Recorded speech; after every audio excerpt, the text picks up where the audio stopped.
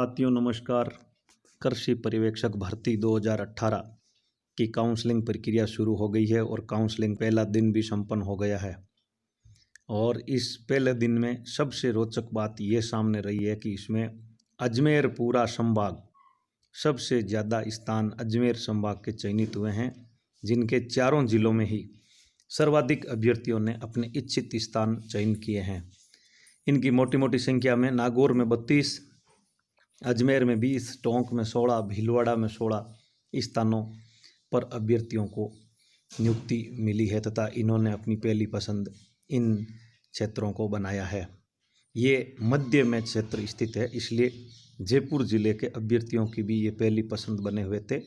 और हम इस वीडियो में आज इस जो पहले दिन की काउंसलिंग हुई उस पर भी मंथन करेंगे और हम आपको आगे और भी बता देते हैं कि जयपुर ज़िले के अभ्यर्थियों के लिए तथा जिन जिलों के ज़्यादा अभ्यर्थी चयनित हुए उनके लिए चूरू, जोधपुर और बीकानेर ये ज़िले भी अच्छे हैं। और इन ज़िलों में भी यदि पोस्टिंग मिलती है तो निश्चित रूप से उनको अपने ज़िले के ज़्यादातर निकटतम स्थान पर मिल पाएगी। जालोर ये बहुत दूरी पर स्थित है और बाद में जैसलमेर वगैरह, बाड़मेर ये सब बहुत दूरी पर स्थित है और इसलिए ये बाद के अभ्यर्थी इन स्थानों का चयन कर सकेंगे। तो हम इस वीडियो में इस पर मंथन करेंगे, इसलिए आपने यदि अभी तक हमारे चैनल को सब्सक्राइब नहीं किया, सब्सक्राइब करें, शेयर करें व लाइक करें ताकि भर्ती से जुड़ी हुई तमाम जानकारी आप तक सही और सटीक पहुंच सके। और लगातार आपका सहयोग बना हुआ है, इसीलिए हम आपके सामने लगातार नई नई अपडेट पहुंचाने का प्रयास कर रहे हैं। देखते हैं ये सूची। साथियों ये देखिए, कृषि आयुक्तालय की ओर से जारी आदेश के अनुसार ये जिन अभ्यर्थियों को काउंसलिंग में स्थान अलॉटमेंट कर दिए गए हैं उनकी सूची भी हाथों हाथ जारी कर दी गई है और ये 31/8 को संयुक्त निदेशक कृषि प्रशासन सीताराम जाट की ओर से जारी कर दी गई है और इनको आगे की सूची से इन चयनित स्थानों को हटाया जाता है। तो ये आदेश जारी हुआ है। तो इससे ये साफ भी लिख दिया ऊपर, आप देखिए, दिनांक 31 अगस्त 2020 को इन पर्सनल काउंसलिंग में नॉन टीएसवी क्षेत्र के कृषि पर्यवेक्षक जिन्होंने रिक्त पदों पर पद स्थापन के लिए स्थान का चयन कर लिया है उनका विवरण नीचे दिया गया है। तो ये विवरण जिलेवार है और हम जिलेवार संख्या भी आपको इस वीडियो में बता देते हैं। अजमेर के 20, अलवर में 7, बारा में 2, भरतपुर में 4, भीलवाड़ा में 16, बीकानेर में 6, बूंदी में 4, चित्तौड़गढ़ में 8, चूरू में 11, दौसा में 2, धौलपुर में 3, गंगानगर में 11, हनुमानगढ़ में 4 और जयपुर में 7, जैसलमेर में 1, ये आपके झालावाड़ में 2 और झुंझुनू में 10, जोधपुर में 3, करौली में 1, कोटा 3, नागौर सर्वाधिक है 32 और पाली 1, राजसमंद 6, सीकर 17, सिरोही 1, टोंक 16 और ये उदयपुर में 4 अभ्यर्थियों ने इस काउंसलिंग में अपना स्थान है वो चयन कर लिया गया है। अब यहाँ सबसे बड़ी बात जो निकल कर के सामने आ रही है, मोटी बात, कि ये 210 अभ्यर्थी जो आए हैं उनमें से कितने अभ्यर्थी है वो अनुपस्थित रहे।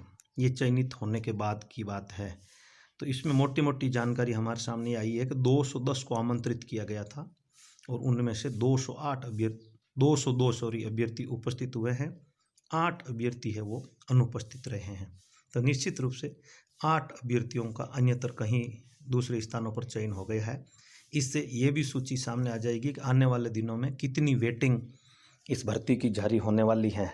और मूल रूप से ये मोटे मोटे तौर पर ये सभी अभ्यर्थी मूल रूप से ये जानकारी सामने आई है कि ये ओबीसी और सामान्य वर्ग की एकल महिला अभ्यर्थी ही है जिनका अन्य दूसरी वैकेंसीज में चयन होने की जानकारी सामने आई है। तो ये बड़ी खुलकर के बात सामने आई है। और आज जो काउंसलिंग होने जा रही है उस काउंसलिंग में भी यदि आपके करीबन 1 दर्जन से अधिक अभ्यर्थी यदि अनुपस्थित रहते हैं तो ये निश्चित रूप से महिला अभ्यर्थियों के लिए, ओबीसी और जनरल वर्ग की महिला अभ्यर्थियों के लिए विशेषकर मेरिट है वो बहुत ही नीचे जाने के आसार बन जाएंगे और ये है नीचे के अभ्यर्थियों का फिर चयन होगा।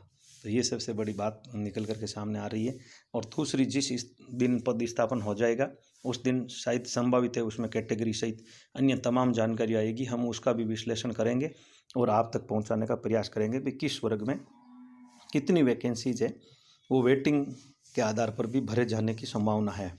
ये हम जानकारी आप तक पहुंचाने का प्रयास कर रहे हैं। हम सभी जानकारियां इन जो विभागों द्वारा या आपके कर्मचारी चयन बोर्ड द्वारा जो सूची जारी होती है उन सूचियों के आधार पर ही तैयार करके आप तक पहुंचाते हैं। और इसमें किसी भी प्रकार की यदि कोई छोटी मोटी गलती या त्रुटि रह जाती है तो उसके लिए हम आपसे क्षमा प्रार्थी हैं, क्योंकि ये गणना करने में कई बार हो सकता है एक संख्या आगे पीछे हो जाए, तो उसके लिए हमें खेद है। और हम लगातार आप तक पल पल की अपडेट पहुंचाने का प्रयास करेंगे, क्योंकि लगातार आपका सहयोग हमारे साथ बना हुआ है, तो इसलिए हम लगातार आप तक पल पल की अपडेट पहुंचाएंगे। और जब तक इस भर्ती के पूरे अभ्यर्थी चयनित नहीं हो जाते तब तक हमारा ये जो मेन जो बैक जो आपके हैं वो ब्लैक ही रहेगा। तो जिस दिन ये पूरी हो जाएगी उस दिन हम इसका कृषि भर्ती से जुड़ी हुई जो जानकारी मिलेगी उसमें बदलाव करेंगे। बाकी हम इसको पीछे का बैकग्राउंड है वो ब्लैक ही रखेंगे। तो इसलिए ये जानकारी आपके लिए सबसे महत्वपूर्ण है। और आज 210 अभ्यर्थियों की और काउंसलिंग हो रही है, जिनमें वो अपने इच्छित स्थान का चयन करेंगे। अब लगभग कई अभ्यर्थी ऐसे मिलेंगे जिनको अपना पसंद का स्थान नहीं मिल पाएगा और उनको दूसरे जिलों में भी जाना पड़ेगा। इसलिए ऐसे अभ्यर्थी दूसरे जिलों को निकटतम जिनमें वो जाना चाहते हैं उन 20 स्थानों का नाम अपने पास लिख करके रखें और काउंसलिंग में साथ लेके जाएं, ताकि आपको किसी भी प्रकार की वहाँ परेशानी का सामना नहीं करना पड़े। और आपको उन जिलों के ये जो सूचियां जारी की जा रही है ये अभ्यर्थियों के लिए बहुत ही महत्वपूर्ण है, क्योंकि इनसे उनको पता चल जाता है कि कौन सा स्थान है वो बुक हो गया है। तो इसलिए उनको किसी भी प्रकार की कोई परेशानी नहीं है। कृषि विभाग की अभिनव पहल है, इसलिए हम सब हमारे चैनल के माध्यम से भी कृषि विभाग का पूर्ण रूप से आभार जताते हैं। साथ में संयुक्त निदेशक कृषि प्रशासन सीताराम जी जाट और निदेशक कृषि डॉक्टर ओम प्रकाश जी और कृषि मंत्री लालचंद जी कटारिया, मुख्यमंत्री अशोक गहलोत का भी हम आभार जताते हैं कि इस भर्ती को पूर्ण पारदर्शी तरीके से संपन्न करवाया जा रहा है। किसी भी प्रकार की कोई धांधली, कोई गलत अफवाह से आप बचें, ऐसा कुछ नहीं है। आजकल सारी चीज़ें ऑनलाइन हैं और सभी चीज़ें हैं वो आरटीआई से सामने भी आ जाती है। तो इसलिए ऐसी भ्रामक जानकारियों से बिल्कुल दूर रहें। कहीं भी कोई गड़बड़ी होने की कोई आशंका नहीं है। गड़बड़ियों की संभावना सारी खत्म हो गई है। अब कोई गड़बड़ियां होने की गुंजाइश नहीं है। अब तो उन्हीं अभ्यर्थियों को नियुक्ति मिलेगी जिन अभ्यर्थियों का निश्चित रूप में हक है और वो लगातार मेरिट तक पहुंच रहे हैं। उन अभ्यर्थियों के सपने निश्चित रूप से साकार होंगे और भर्ती है वो निष्पक्ष रूप से संपन्न करवाई जा रही है। और ये पूरी भर्ती, जहाँ तक हमारी संभावना है, ये पूरी भर्ती सितंबर एंड तक वेटिंग सहित कंप्लीट होने के आसार पूरे हैं। तो निश्चित रूप से इन सभी अभ्यर्थियों को अपना स्थान चयन करने के लिए हमारी ओर से भी हार्दिक शुभकामनाएं।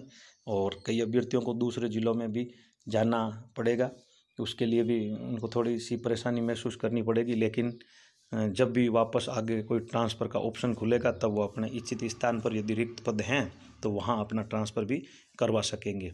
तो ये खुल कर के मोटे मोटे तौर पर जो आज जानकारी हमारे पास थी हमने आपके सामने रखी, और हम नई अपडेट के साथ फिर आपसे मिलेंगे। तब तक के लिए जय हिंद, जय भारत।